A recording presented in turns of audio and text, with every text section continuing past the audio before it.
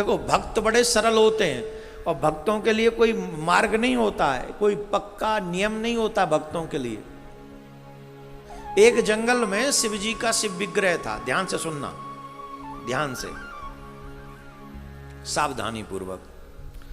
शिवलिंग था जंगल में। एक शिकारी शिकार करने के लिए जंगल में गया।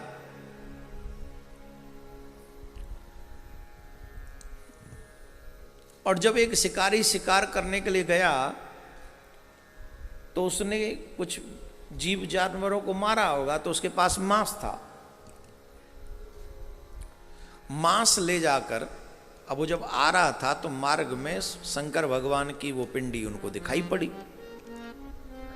जब भगवान की पिंडी उनको दिखाई पड़ी तो वैसे ज्यादा आध्यात्मिक था नहीं, पर सुना हुआ था कि जो भी तुम्हारे पास हो भगवान को कुछ अर्पण जरूर करना चाहिए। तो उसके पास तो और कुछ था ही नहीं, उसके पास क्या था, है मांस। तो उसने वो मांस ही शिवलिंग पर चढ़ा दिया सारा। क्या आप यहां विराजे हो, आपको यहां कुछ खाने पीने को मिलता नहीं होगा, चलो मेरा क्या है, मैं तो बाद में देखूंगा, पहले आप खा लो। वो मांस उसको चढ़ा दिया, चला गया। पुजारी जी आते थे कभी कभी। पुजारी जी ने देखा शिवलिंग पर किसी ने मांस चढ़ा दिया, तो उनको लगा रे राम राम कोई जानवर आ गया और ये मांस शिवलिंग पर चढ़ा गया। तो वो गए, जल वल लाए, जल से धोया, साफ सुफ किया, फिर ठीक किया। दूसरे तीसरे दिन फिर वो आया, फिर वो कोई मांस लाए, फिर वो मांस चढ़ा दिया। आज उसने देखा कि शिव जी के आसपास थोड़ा पत्ते वत्ते इकट्ठे हो गए हैं, तो थोड़ा साफ करें। कैसे साफ करें? पास में नदी थी, मतलब थोड़ी डिस्टेंस पे। अब नदी में से जल लाने के लिए कुछ था ही नहीं, तो पता है वो क्या किया? वो गया नदी में से जल लिया, मुंह में भरा और मुंह में भर के जल लाया और शिव विग्रह के ऊपर छोड़ दिया। और जो मांस था वो मांस फिर चढ़ा दिया। जब मुंह में से निकाला वो पानी, जल उस पे चढ़ाया, तो थोड़ा सा अंदरूनी जो थूक वगैरह होता वो भी गिरा ही होगा। और ये सेवा करके गया। पंडित जी फिर आए जंगल में, वो जाते ही थे।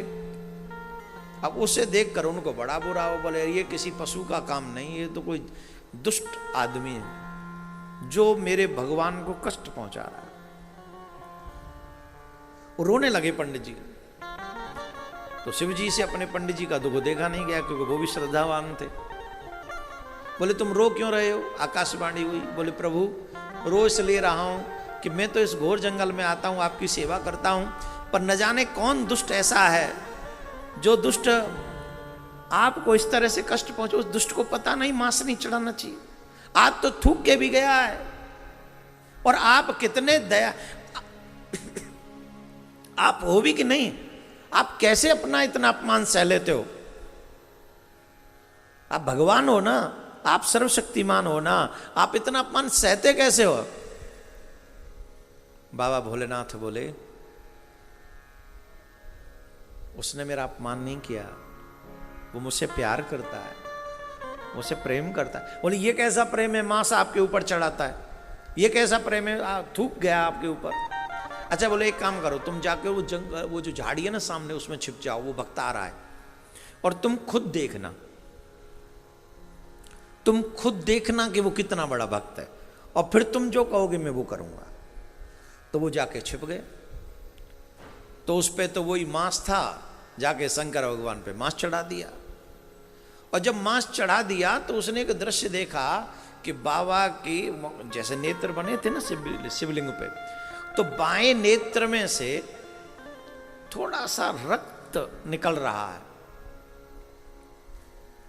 उसको लगा अरे मेरे बाबा को, भोलेनाथ को किसी ने कष्ट पहुंचाया है, बाबा के नेत्रों से रक्त बह रहा है, मैं क्या करूं? बोले एक काम करता हूं, मैं अपना नेत्र चढ़ा देता हूं भगवान को, जहां नेत्र भगवान का लगा वहां मैं अपना लगा देता हूं। तो उसने चाकू जिससे वो मारता था, जो जानवरों को वो चाकू निकाला और अपना बायां नेत्र, क्योंकि बायां नेत्र से निकल रहा था, तो बाएं नेत्र से ही अपना बायां नेत्र निकाला चाकू से, और शिव जी का जहाँ नेत्र था वहां वो नेत्र चिपका दिया। तुम पूजा प्रणाली के विरुद्ध कार्य कर रहे हो। तो जब रक्त निकल रहा था वो रक्त निकलना बंद हो और गया। बेलपत्र चढ़ाया जाता है। बस देवी, मेरी पूजा अब जब जाने लगा तो क्या हुआ, तो अपनी पूजा अपने शिवलिंग पर सीधे करो। वाले दाएं नेत्र से भी रक्त निकल रहा है। हमारा या आपका नहीं। महादेव तुम्हारे द्वारा चढ़ाई हुई इन दूषित वस्तुओं को स्वीकार नहीं करेंगे। देखना चाहोगी?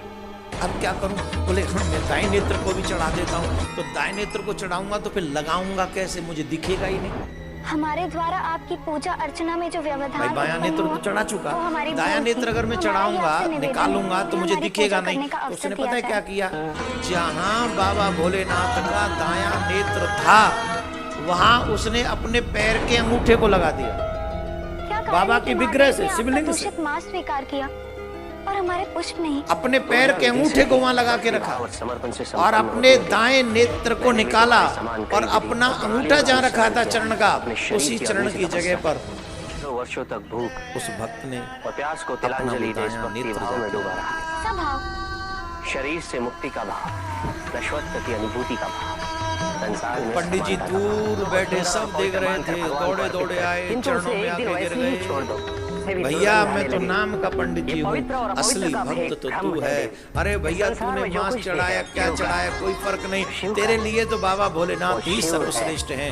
तूने तो अपने दोनों नेत्र चढ़ा दिए, बाबा भोलेनाथ भी प्रकट हो गए। भक्त हम तुम्हारी भक्ति से बड़े प्रसन्न हैं।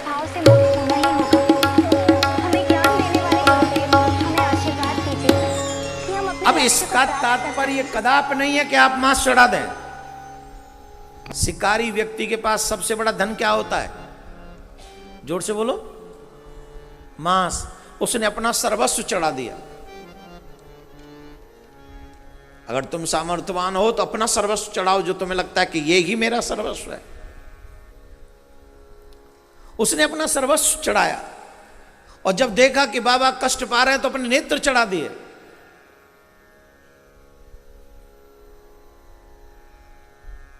इसलिए भगवान के भक्तों की कोई मर्यादा नहीं होती। अब कोई कहे मांस चढ़ा दिया, कोई कहे कि वहां मुंह से जल ला के चढ़ा दिया। भाव प्रधान है। भक्ति में कोई नियम नहीं है। भक्ति में एक ही नियम है कि तेरा भाव तेरे प्रभु के प्रति सच्चा होना चाहिए।